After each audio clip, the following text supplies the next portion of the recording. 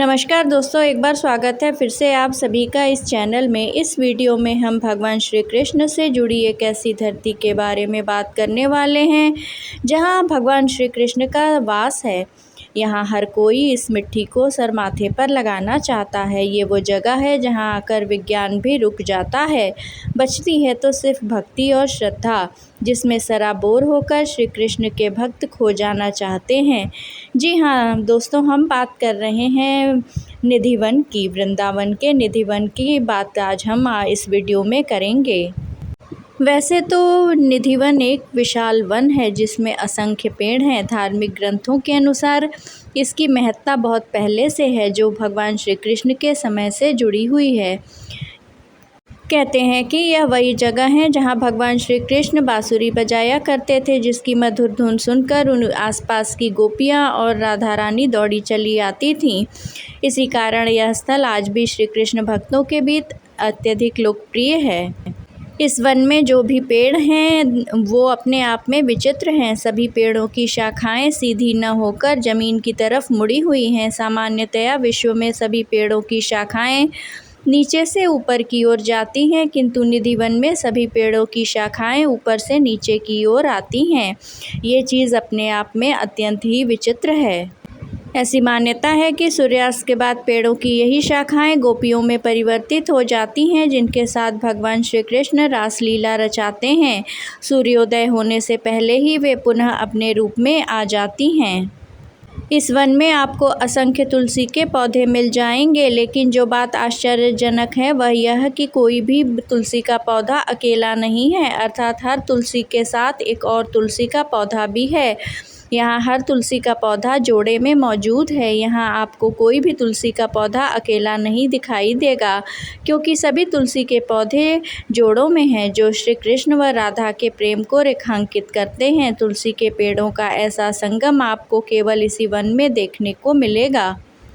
इन सब के अलावा यहाँ एक रंग महल भी है, जहाँ माता राधा रानी के साथ सज्जा का सामान चढ़ाया जाता है, जिसे विशेषकर महिलाएं चढ़ाती हैं। कहते हैं कि रासलीला के समय भगवान श्री कृष्ण इसी रंग महल में विश्राम करते हैं, इसलिए सूर्यास्त से पहले कृष्ण जी के लिए बिस्तर सजाया जाता है। वह एक लोटा पानी, दातुन, पान व अन्य सामान रख दिया जाता है। सुबह के समय जब रंग महल के द्वार खोले जाते हैं तो सब सामान इस्तेमाल किया हुआ मिलता है। वह बिस्तर पर सिलवटें आई हुई होती हैं, जैसे कोई इस पर बैठा या सोया हुआ हो।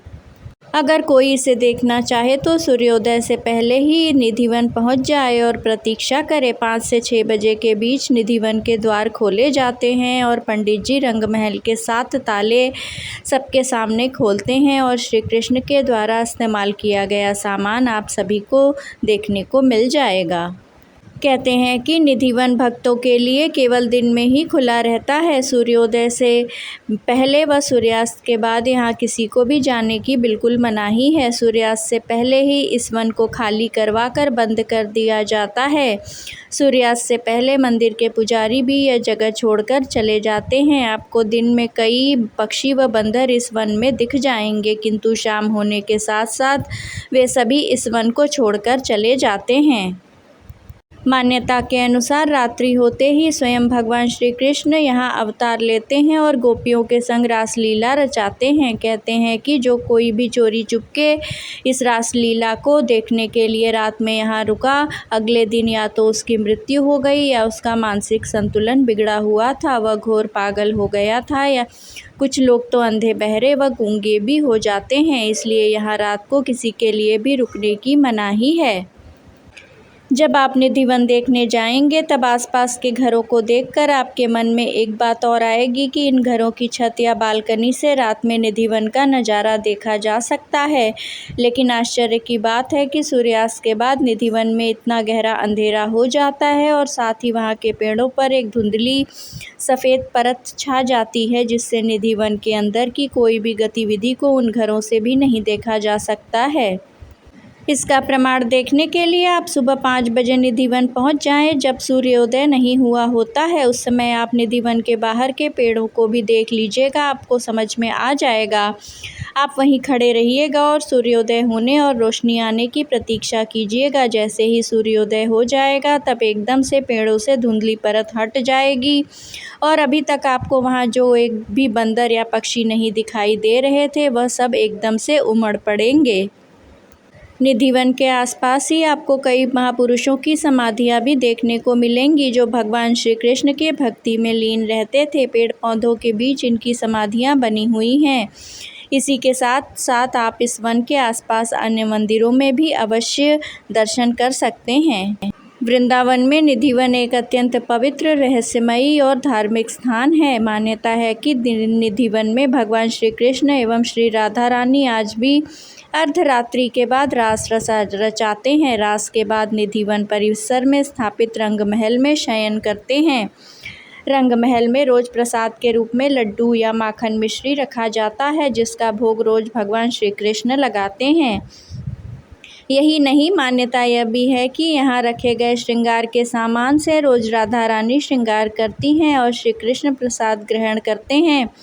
शयन के लिए पलंग लगाया जाता है। सुबह बिस्तरों के देखने से प्रतीत होता है कि यहाँ निश्चित ही कोई रात्रि में विश्राम करने आया था, साथ ही उसने प्रसाद भी ग्रहण किया था।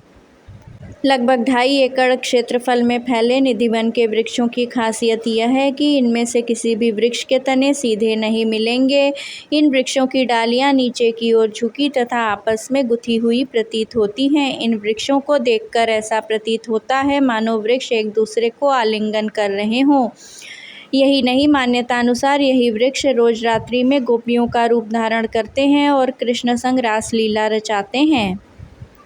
निधिवन में आज भी भगवान श्री कृष्ण प्रत्येक रात्रि को गोपियों के साथ नित्य रास करते हैं। रास का तात्पर्य स्थूल देह का मिलन नहीं अपितु आत्मा से आत्मा का मिलन है।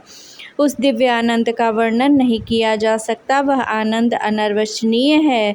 उसका केवल अनुभव किया जा सकता है, वह वर्णन में नहीं बताया जा सकता है। निधिवन में नित्य रास होने के कई प्रमाण हैं। रात्रि में वहाँ कोई भी नहीं रह सकता। मनुष्य तो क्या, पशु पक्षी जीव जंतु तक सूर्यास्त के बाद निधिवन को छोड़कर अन्यत्र चले जाते हैं। आसपास के मकानों की खिड़कियां बंद कर दी जाती हैं। कई घरों में तो खिड़कियां ही नहीं बनाई गई हैं क्योंकि उस अलौकिक रासलीला को देखने का स्थूल शरीर से कोई भी अधिकारी नहीं है। यदि कोई वहां रुक भी जाता है तो उस दिव्य रास को देखकर या तो वह पागल गूंगा बहरा हो जाता है या उसकी मृत्यु हो जाती है। निधिवन में प्रवेश करने पर सबसे पहले दाएं हाथ की ओर ललिता कुंड है। इस कुंड के बारे में कहा जाता है कि एक रात्रि जब भगवान गोपियों के साथ रास कर रहे थे तभी कुछ गोपियों को प्यास लगी, अतः भगवान श्री कृष्ण ने अपने बंशी से यह कुंड खोदा और पानी पिलाकर उनकी प्यास बुझाई थी। निधिवन के तुलसी के पेड़ अलौकिक हैं जो रात्रि में गोपी रूप में परिणत होकर श्री कृष्ण के साथ रास क्रीड़ा करते हैं और दिन में पुनः वृक्ष बन जाते हैं।